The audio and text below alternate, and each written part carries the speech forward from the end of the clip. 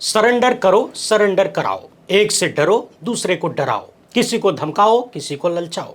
यदि आप पूछें कि भारत के इतिहास में वो कौन सी सत्ता आई जिसने भारत में सबको सरेंडर करवाया और दुनिया भर में खुद सरेंडर किया, वो कौन नेता हुआ जिसने देश के भीतर सबको डराने की कोशिश की और खुद तमाम विदेशी मंचों पर डरता हुआ नजर आया, तो इसका जवाब सीधा सीधा है। वो नेता है अमृतकाल के नॉन बायोलॉजिकल विश्वगुरु।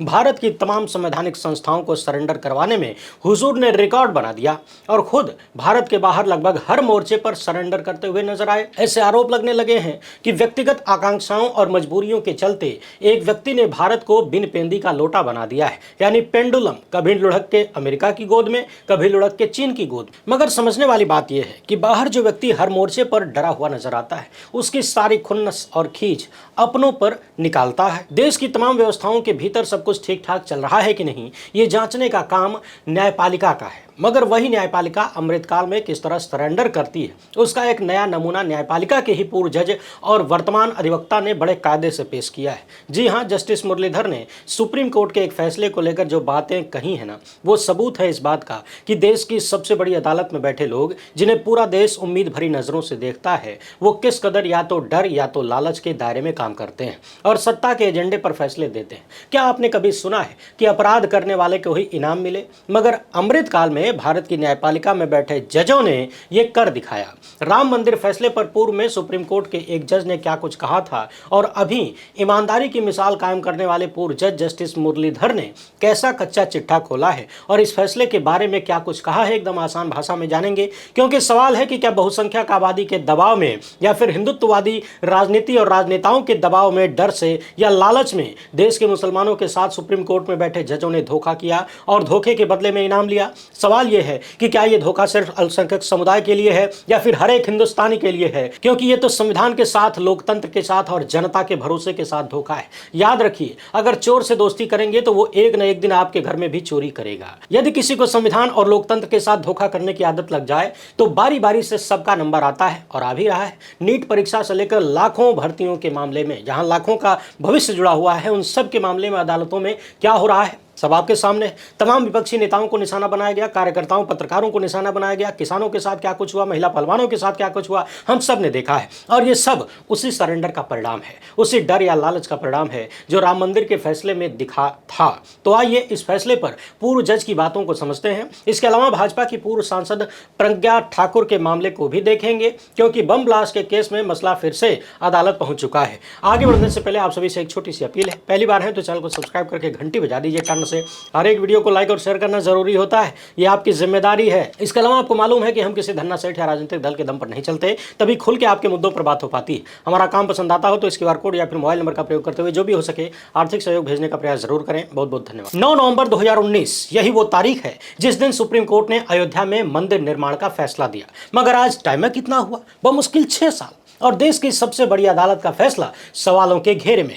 और इस फैसले पर जस्टिस मुरलीधर ने जो सवाल उठाए हैं, उसने मोदी सत्ता के दौर में न्यायपालिका के सरेंडर को एक्सपोज कर दिया है। क्योंकि ये वही सुप्रीम कोर्ट है जिस पर संविधान की रक्षा की जिम्मेदारी थी, धर्मनिरपेक्षता के मूल्यों को संजोना था। लेकिन जस्टिस मुरलीधर की निगाह से देखें तो सुप्रीम कोर्ट चारों खाने चित रहा है। कहिए कि संविधान की रक्षा का आखिरी किला भी ध्वस्त हो गया। मगर जस्टिस मुरलीधर पहले जज नहीं है जिन्होंने अयोध्या के फैसले पर सवाल उठाए हो। जस्टिस रोहिंटन नरीमन ने भी राम जन्मभूमि मामले में देश की सबसे बड़ी अदालत को कटघरे में खड़ा किया था, सुप्रीम कोर्ट की निष्पक्षता को नंगा कर दिया था। यह वही कोर्ट है जिसे हम न्याय का मंदिर और मस्जिद मानकर पूजते हैं। और जस्टिस मुरलीधर का सवाल है कि जब बाबरी मस्जिद ढहाने को खुद सुप्रीम कोर्ट ने जघन्य अपराध माना, तो फिर बीजेपी नेताओं के खिलाफ स्वतः संज्ञान का मामला 22 साल तक धूल क्यों फांकता रहा? क्यों सुप्रीम कोर्ट ने मंदिर निर्माण का आदेश दिया जब किसी भी पक्ष ने इसके लिए याचिका ही नहीं डाली थी? यानी सोचिए, किसी ने डिमांड नहीं किया कि वहां क्या बनाना है, मगर सुप्रीम कोर्ट आगे बढ़कर 4 कदम नहीं बल्कि 10 कदम आगे निकलकर अपनी मर्जी से मंदिर बनाने का फैसला देता है। और सबसे बड़ा सवाल कि क्या सुप्रीम कोर्ट ने हिंदुत्ववादी सत्ता के सामने सरेंडर कर दिया, लौट गया? और ध्यान रखने वाली बात यह है कि इस फैसले से पहले सुप्रीम कोर्ट के चीफ जस्टिस अपने चेंबर में महामानव नॉन बायोलॉजिकल विश्वगुरु के साथ चाय पी चुके थे। याद रखिए कि मोदी सत्ता ने जस्टिस मुरलीधर को उनकी निष्पक्षता के लिए, साहस के लिए बहुत परेशान किया। उन्हें दिल्ली हाईकोर्ट से ट्रांसफर करके दूसरी कोर्ट में भेज दिया गया, मगर जस्टिस मुरलीधर ने उफ तक नहीं किया और AG नूरानी मेमोरियल लेक्चर में सुप्रीम कोर्ट के अयोध्या फैसले का पोस्टमार्टम कर दिया। जस्टिस मुरलीधर ने 2 टूक कहा कि बाबरी मस्जिद के विध्वंस को सुप्रीम कोर्ट ने जघन्य अपराध माना था, फिर भी पूर्व बीजेपी नेता और उत्तर प्रदेश के मुख्यमंत्री कल्याण सिंह के खिलाफ स्वतः संज्ञान की अवमानना याचिका पर 22 साल तक सुनवाई नहीं की। और अंत में जब यह केस जस्टिस संजय किशन कौल के सामने आया तो मिलाड ने कह दिया कि अब मरे हुए घोड़े को क्यों कोड़े मारे। जस्टिस मुरलीधर ने इसे इंस्टीट्यूशनल एमनेसिया यानी संस्थागत भूल करार दिया, मगर यह भी कहा कि यह एक ऐसी भूल है जिसे माफ नहीं किया जा सकता। सवाल यह है कि क्या सुप्रीम कोर्ट ने जानबूझकर इस स्वतः संज्ञान को भुलाने की कोशिश की, या यह सिर्फ लापरवाही थी, या फिर सत्ता के दबाव में कोर्ट ने अपनी आंखें मूंद ली, आंख खोलने की हिम्मत नहीं हुई। आखिर 22 साल तक स्वतः संज्ञान का एक मामला कोर्ट की दराजों में पड़ा रहा, मगर मिलाड लोगों को इसकी परवाह नहीं हुई कि इस देश में गंगा जमुनी तहजीब को बिगाड़ने वाले विध्वंस के खिलाफ सुनवाई कर लें। कितने जस्टिस और चीफ जस्टिस आए चले गए, किसी की हिम्मत नहीं हुई कि इस मामले में भाजपा नेताओं के खिलाफ सुनवाई शुरू करें। और जस्टिस मुरलीधर सिर्फ स्वतः संज्ञान तक सीमित नहीं थे, उन्होंने यह भी कहा कि अयोध्या फैसले में राम मंदिर का आदेश देना कोई कानूनी आधार नहीं था। न तो केंद्र सरकार ने और न ही किसी भी हिंदू संगठन ने कोर्ट से मंदिर निर्माण की मांग की थी। फिर भी सुप्रीम कोर्ट ने अनुच्छेद 142 का इस्तेमाल करके मंदिर निर्माण का आदेश क्यों दिया? याद रखिए, यह अनुच्छेद कोर्ट को पूर्ण न्याय की शक्ति देता है, लेकिन क्या यह शक्ति मोदी सत्ता की इच्छा को पूरी करने के लिए बनाई गई थी? सवाल यह है कि तत्कालीन chief justice Ranjan Gogoi, justice Sharad Arvind Bobde, justice D Y. Chandrachud, justice Ashok Bhushan और जस्टिस एस. अब्दुल नजीर की बेंच ने क्या अपने मन से अनुच्छेद 142 के तहत पूर्ण न्याय करने का फैसला किया? क्या पूर्ण न्याय करना ही था तो पूरी जमीन हिंदुओं को देकर मस्जिद के लिए विवादित स्थल से बहुत दूर 5 एकड़ जमीन देने को पूर्ण न्याय कहा जाएगा? और जिन्होंने गलती की उन्हें सजा न देना, क्या यह पूर्ण न्याय है? इंडियन एक्सप्रेस की रिपोर्ट के मुताबिक जस्टिस मुरलीधर ने साफ कहा कि यह फैसला मुकदमे के दायरे से बाहर था। कोई याचिका नहीं थी, कोई मांग नहीं थी, कोई कानूनी आधार नहीं था। फिर भी सुप्रीम कोर्ट ने मंदिर बनवाने का रास्ता साफ कर दिया। सवाल यह है कि क्या सुप्रीम कोर्ट ने हिंदुत्ववादी सत्ता को खुश करने के लिए संविधान को ताक पर रख दिया? और अगर हां, तो यह कोर्ट आम आदमी का नहीं बल्कि सत्ता का गुलाम क्यों बन गया?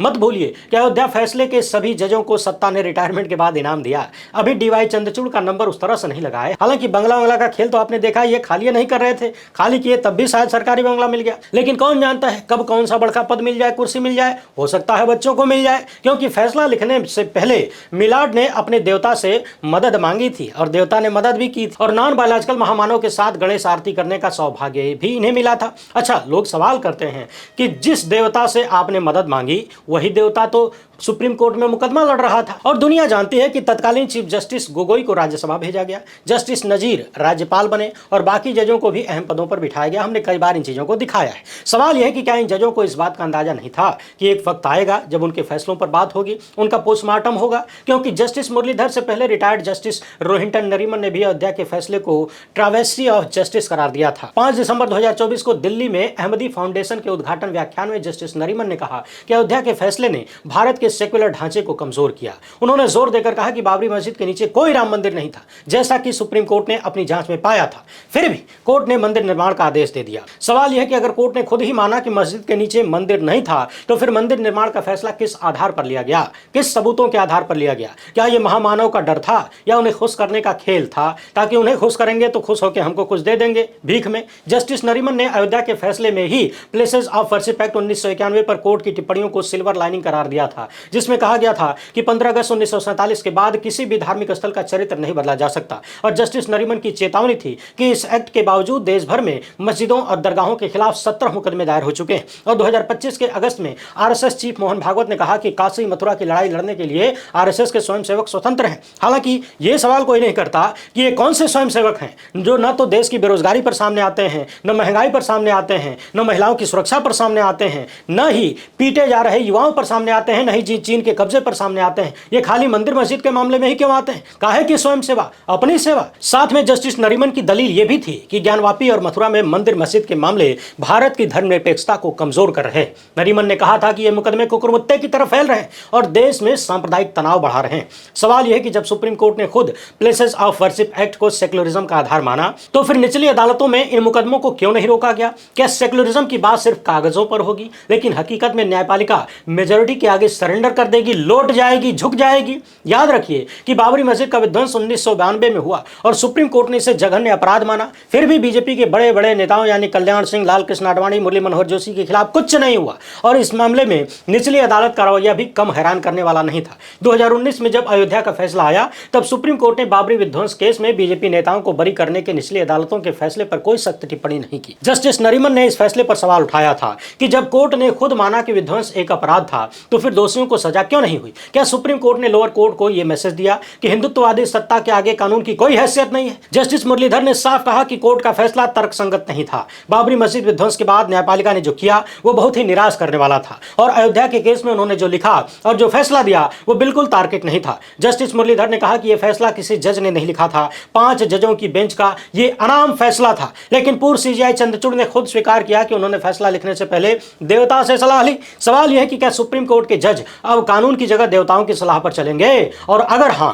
तो फिर यह कोर्ट संविधान का प्रहरी कैसे हो सकता है। जस्टिस मुरलीधर ने कहा कि धार्मिक प्रथाओं में उलझना कोर्ट के लिए खतरनाक है। आवश्यक धार्मिक प्रथाओं की पड़ताल करना यानी धर्मशास्त्र में घुसपैठ करना रिस्की है क्योंकि गलतियां जज से भी हो सकती हैं। सवाल यह है कि जब जज ही धर्म के पंडित बनने लगे तो फिर संविधान का क्या होगा। मुरलीधर ने चेताया कि जब पड़ोसी और दोस्त आपको पाकिस्तानी कहकर डराए तो यह डर पैदा करता है, असुरक्षा का माहौल बनाता है। सवाल यह है कि क्या अब हमारा देश इतना गिर गया है, हम लोग इतने गिर गए हैं कि पड़ोसी को शक की नजर से देखे, और अगर हां तो फिर इस डर के पीछे कौन है। क्या कोर्ट की चुप्पी और सत्ता का शोर इस आग को भड़का रहा है। रिटायर्ड जज ने साफ कहा कि न्यायपालिका को अपने गिरामां में झांकने की जरूरत है। जजों की निजी धार्मिक मान्यताओं को तमाशा नहीं बनाना चाहिए और न ही हमें यह पूछना चाहिए कि हमारे जज कौन हैं और उनकी धार्मिक मान्यताएं क्या हैं। अब आपको पता चल गया होगा कि इस देश की न्यायपालिका में चल क्या रहा है। एक रिटायर्ड जज और अब सीनियर वकील अगर ये कह रहा है कि जजों की धार्मिक भावनाओं का तमाशा बनाने की जरूरत नहीं है तो समझ लीजिए कि हिंदुत्ववादी सत्ता का असर कहां कहां फैल गया है। और अगर जज ही धर्म और सत्ता के जाल में फंस गए तो संविधान की लाठी कौन चलाएगा। जस्टिस मुरलीधर ने चेताया कि कोर्ट ने यदि खुद को नहीं सुधारा तो डर और असुरक्षा का ये माहौल देश को खा जाएगा। सवाल यह है कि क्या सुप्रीम कोर्ट अब भी संविधान का रखवाला है या सत्ता के आगे दंडवत है, क्योंकि कोर्ट जिस तरह का काम कर रही है वो किसी भी तरह से सत्ता के खिलाफ नहीं दिखती है। मगर राम मंदिर बनवाने वालों को अब दूसरी टेंशन सता रही है क्योंकि अयोध्या में पर्यटक टिक नहीं रहे। मंदिर निर्माण तो हो गया लेकिन अयोध्या को मिला क्या, क्योंकि नृपेंद्र मिश्रा राम मंदिर निर्माण समिति के मुखिया हैं और यही नृपेंद्र मिश्रा महामानव के प्रधान सचिव भी थे। वहां से रिटायर हुए तो राजनीतिक रामकाज में लगा दिए गए। बेटे को लोकसभा का टिकट दे दिया और 8 सितंबर 2025 को मिश्रा जी ने लखनऊ में एक बड़ी बहस छेड़ दी। कह दिया कि अयोध्या पर्यटकों को रोकने में नाकाम है। एक विदेशी पर्यटक ने उनसे कह दिया कि चंद्र ग्रहण के कारण दर्शन बंद था और उसके बाद अयोध्या में करने को कुछ था नहीं, मतलब दर्शन बंद तो पर्यटक करें तो करें क्या। और नृपेंद्र मिश्रा इसे अयोध्या का सबसे बड़ा माइनस पॉइंट बता रहे हैं। श्री राम जन्मभूमि ट्रस्ट और यूपी सरकार से इसे सुलझाने की गुहार लगा रहे हैं। सवाल यह है कि जब अयोध्या को विश्व स्तरीय तीर्थ स्थल बनाने के दावे किए जा रहे थे तो फिर पर्यटक वहां क्यों नहीं टिक रहे हैं। क्या यह सिर्फ इंफ्रास्ट्रक्चर की कमी है या फिर पर्यटकों को कुछ और चाहिए। क्या पवित्र अयोध्या नगरी में अब विदेशी पर्यटकों को रोकने के लिए डिस्कोथेक, डांस क्लब, कैसीनो और बार खुलवाए जाएंगे, क्योंकि नृपेंद्र मिश्रा की चिंता विदेशी पर्यटक हैं और उन्हें रोकने के लिए तो यही सब करना पड़ेगा क्योंकि उनको मंदिर में और दर्शन में तो कोई बहुत बड़ी रुचि है नहीं, कोई आस्था है नहीं। मगर यही वो भाजपा है जो राम मंदिर आंदोलन के दौरान अयोध्या की सबसे बड़का वाला तीर्थस्थल घोषित कर रही थी, लेकिन अब उसे चिंता इस बात की है कि पर्यटक अयोध्या में रुक काहे नहीं रहे। मिश्रा ने खुद स्वीकार किया कि लोकल और विदेशी पर्यटक दोनों आ रहे हैं। पड़ोसी जिलों से तो हमेशा आते ही थे लेकिन अब देश विदेश से भीड़ बढ़ रही है, फिर भी अयोध्या में करने को कुछ हैया नहीं है। इस बीच मालेगांव बम धमाके में मारे गए 6 लोगों के परिवारों ने बॉम्बे हाईकोर्ट का दरवाजा खटखटाया है। निसार अहमद, सैयद बिलाल और 5 अन्य ने वकील मतीन शेख के जरिए अपील दायर की है। उनकी दलील है कि विशेष कोर्ट का फैसला कानूनी रूप से गलत था, इसलिए फैसले को रद्द किया जाए। याचिकाकर्ताओं का तर्क है कि भले ही जांच में कमियां थीं लेकिन इसका मतलब ये नहीं कि आरोपियों को बरी कर दिया जाए। सवाल यह है कि जब कोर्ट ने खुद माना कि यह मामला अल्पसंख्यक समुदाय को डराने के लिए था तो फिर प्रज्ञा ठाकुर और कर्नल पुरोहित जैसे लोग कैसे बच गए। और इस सवाल का जवाब तो मिला नहीं कि आखिर ब्लास्ट किसने किया था, किसने लोगों की जान ली, दोषी कौन था। क्या विशेष कोर्ट ने एनआईए की कमजोर दलीलों को पोस्ट ऑफिस की तरह स्वीकार कर लिया, और ऐसा था तो फिर जज ने अपनी जिम्मेदारी क्यों नहीं निभाई। पीड़ितों ने पूर्व विशेष लोक अभियोजक रोहिणी सालियान के उस बयान का भी हवाला दिया जिसमें सालियान ने कहा था कि एनआईए ने उन पर केस को धीमा और कमजोर करने का दबाव डाला था। बाद में रोहिणी सालियान को इस केस से हटा दिया गया। सवाल यह है कि क्या एनआईए ने जानबूझकर इस केस को कमजोर किया, अगर हां तो क्या यह सब कुछ हिंदुत्ववादी सत्ता के सह पर हुआ। इस सवाल का जवाब किसी के पास नहीं है, हालांकि है तो सबके पास। मगर याचिकाकर्ताओं ने अपनी अपील में कहा है कि मोटरसाइकिल प्रज्ञा ठाकुर की थी और आरडीएक्स कर्नल पुरोहित ने जुटाया था, लेकिन कोर्ट ने इन सबूतों को नजरअंदाज कर दिया और सभी आरोपी बरी कर दिए गए। महाराष्ट्र की सरकार ने इस फैसले के खिलाफ ऊपरी अदालत में जाने की भी बात नहीं की। क्या इसलिए कि सभी आरोपियों का कनेक्शन किसी न किसी ऐसे संगठन संगठन से था जो हिंदुत्ववादी राजनीति के झंडा बरदार थे। याद रखिए कि 29 सितंबर 2008 को महाराष्ट्र के नासिक जिले में मालेगांव की एक मस्जिद के पास मोटरसाइकिल पर रखे बम विस्फोट में ब्लास्ट हुआ था। इस ब्लास्ट में 6 लोग मारे गए और 100 से ज्यादा लोग घायल हुए थे। इस हमले में पूर्व बीजेपी सांसद प्रज्ञा सिंह ठाकुर और लेफ्टिनेंट कर्नल पुरोहित सहित 7 लोगों को आरोपी बनाया गया था। ठाकुर और पुरोहित के अलावा आरोपियों में रिटायर्ड मेजर रमेश उपाध्याय, अजय राहिरकर, सुधाकर द्विवेदी, सुधाकर चतुर्वेदी, समीर कुलकर्णी शामिल थे। लेकिन 31 जुलाई 2025 को विशेष एनआईए कोर्ट ने सभी को बरी कर दिया। कोर्ट ने कह दिया कि मामले में विश्वसनीय और ठोस सबूतों की कमी थी। मात्र संदेह होना वास्तविक सबूत नहीं माना जा सकता। कोर्ट ने यह भी कहा कि किसी भी सबूत के अभाव में आरोपियों को संदेह का लाभ मिलना चाहिए। एनआईए कोर्ट के विशेष जज ए.के. लाहौटी ने कहा था कि कुल मिलाकर सारे सबूत अभियुक्तों को दोषी ठहराने के लिए विश्वसनीय नहीं है।